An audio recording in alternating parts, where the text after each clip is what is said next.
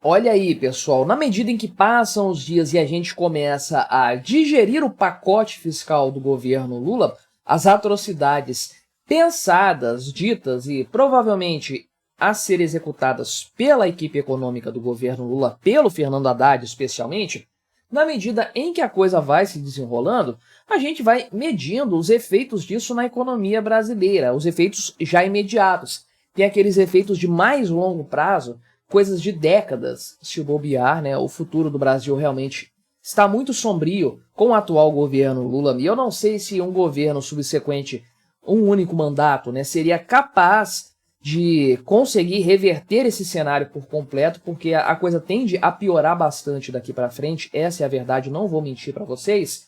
Mas veja aqui, o Ibovespa tem caído de forma considerável, as ações brasileiras estão perdendo valor, o pessoal tá metendo o pé do Brasil, e eu não julgo quem faz isso, porque quem que vai botar o seu suado dinheirinho num país como o Brasil, governado pelo Lula, que tem o no Ministério da Fazenda o Fernando Haddad, um poste, e que tem um poder legislativo completamente acovardado, que não conseguiu fazer nada de suficiente para cobrar o Lula por conta desse cenário que se deve exclusivamente à péssima atuação do Poder Executivo, né? Então, sim, as ações brasileiras estão piorando por causa desse cenário e também por causa do rebaixamento da nota do Brasil em vários bancos de investimento, sendo aqui o Julius Baer o último nesse sentido, logo depois do anúncio do pacote fiscal, que demonstra que ninguém acredita nesse pacote. Na hora que ele foi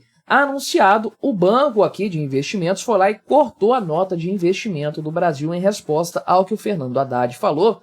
E a grande consagração, se é que podemos colocar assim, desse fenômeno de deterioração rápida da economia brasileira está aqui na valorização do dólar frente ao real brasileiro. Hoje, talvez você não consiga ver nesse gráfico, mas o real está aqui embaixo. É a pior moeda do mundo em relação ao dólar, perdendo até para a moeda da Argentina com todos os problemas que acontecem por lá. Olha o que o Lula está fazendo com o Brasil.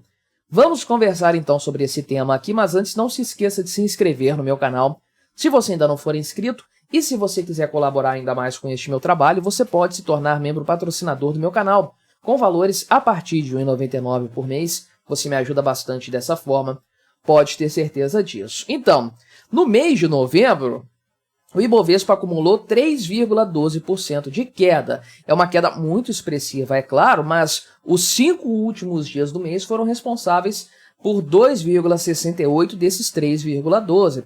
Ou seja, a maior parte do mês o mercado estava na expectativa.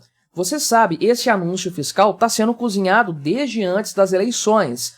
Aí, quando acabou o segundo turno, o pessoal começou a entrar na expectativa de: cadê o pacote? Cadê o anúncio? Estamos aí aguardando. Foi prometido para agora, queremos que o pacote aconteça. Então, o pessoal ficou na expectativa, cozinhando aí o governo em banho-maria na maior parte do mês. Até que o anúncio chegou, o governo não conseguiu enrolar isso mais, a repercussão no mercado estava muito ruim, e o governo colocou o negócio lá da isenção do imposto de renda para tentar acalmar os ânimos. Meu amigo, o tiro saiu pela culatra, a coisa ficou ainda mais crítica, e por conta disso tivemos essa queda brutal da Bolsa de Valores brasileira no final do mês. E aí, obviamente, estamos falando de um pacote fiscal que não convence o mercado, porque não é comprometedor, e é um pacote que traz consigo, anuncia aí 70 bilhões de reais de economia em 2 anos, e traz consigo uma isenção do imposto de renda que muitos cálculos já colocam como custando 50 bilhões por ano. Então o governo fez uns cortes muito mequetrefes, a maior parte deles em cima do trabalhador, nada na estrutura, nada daquilo que o mercado queria ver, por exemplo, no aumento de gastos da saúde, da educação. O governo foi covarde nesse sentido, aí foi populista também, e ainda por cima me colocou uma renúncia fiscal que supera o valor que supostamente vai ser economizado, e muitos analistas do mercado também já falam que não vai ser economizado isso tudo que o governo está falando, não. Então, as expectativas aqui realmente estão muito ruins, e o que acontece é o seguinte: você tem empresas no Brasil que têm um valor patrimonial, estão sendo negociadas abaixo do seu valor patrimonial, estão com dividendos interessantes, estão funcionando bem por enquanto, mas a expectativa econômica é muito ruim. Ou seja, de outra sorte, as empresas brasileiras, por si só, olhando o cenário delas, a estrutura, o modelo de negócios como tem seguido, essas empresas estavam razoavelmente atrativas para o mercado. Até o governo Lula quebrar o país por completo. Aí realmente ninguém quer arriscar o seu capital num país tão maluco, tão insano quanto este em que nós vivemos aqui. Então, de maneira geral, o que nós temos visto é uma piora da avaliação dos bancos em relação à nota do Brasil, a nota dos investimentos dos ativos brasileiros. Então, no final agora do mês, estou gravando isso aqui no dia 30, ainda é final do mês, mas mais bancos cortaram isso. Lá no dia 18 eu fiz um vídeo na época. O Morgan Stanley reduziu a exposição dele no Brasil para underweight, ou seja, abaixo da média do mercado, significando basicamente venda. Não compre no Brasil, não invista no Brasil, se desfaça do que você puder se desfazer, sendo que estava ali antes uma neutralidade, ou seja, mantenha o que você tem, mas não aumente a sua exposição ao Brasil. Agora isso aqui caiu para overweight de fato. Aí no dia 27, logo no dia mesmo, né, do anúncio do Fernando Haddad, o JP Morgan também revisou as suas preferências aí, aliás, o Brasil eu falei que é overweight, não é underweight, né, abaixo da média. O JP Morgan melhorou a nota do México para overweight, acima da média, e a nota do Brasil, que estava isso aí acima da média, foi reduzida para neutra. Então, realmente uma situação bastante complexa, né? Inclusive, eles fizeram, né, na avaliação deles, uma piada aqui cinematográfica, falando que parece que o Brasil está vivendo o Dia da Marmota. Você já assistiu, né, O Feitiço do Tempo?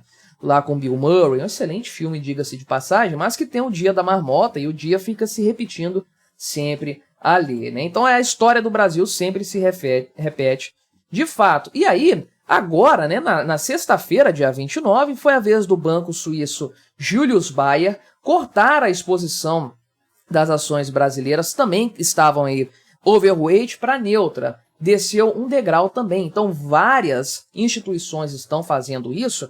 E, na verdade, esse banco fez após o anúncio, né? Os outros fizeram em previsão do que iria acontecer. Esse banco aqui fez como uma resposta ao anúncio do pacote de cortes ali do Fernando Haddad, que é uma tragédia completa, sem dúvidas. Então, estamos obviamente falando de uma repercussão mais do que negativa por parte dos bancos de investimento, o que já adianta para nós que os investimentos no Brasil que já estavam ruins vão continuar minguando.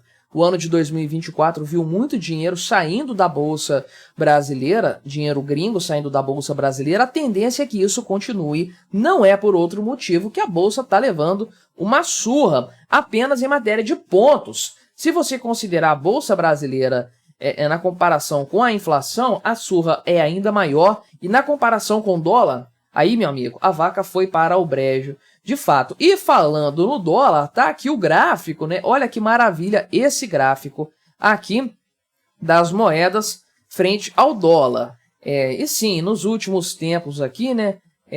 Estamos falando de uma avaliação no ano de 2024.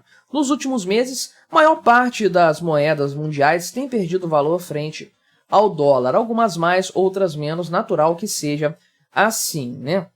Só que nessa avaliação, obviamente, é um ranking aqui que tem moedas mais estáveis, né? Não vai ficar pegando, igual a gente olha algumas análises lá, a moeda da Nigéria, a moeda do Sudão do Sul, porque, pelo amor de Deus, são países completamente instáveis. Dentro dessa análise de moedas mais desenvolvidas ou moedas emergentes, o Brasil está na lanterna, último lugar, perdendo mais de 20% em relação ao dólar no período dessa análise aqui. Olha, o dólar de Hong Kong se valorizou. Muito interessante isso aqui, sendo que nos últimos dias o dólar tem caído em relação a outras moedas, menos ao real. Não, o dólar está dando um banho no real de fato. Olha só, a nossa moeda está pior que o peso da Argentina, pior que o peso mexicano, pior que o rublo russo, sem ter guerra, que sem o Brasil está envolvido em guerra.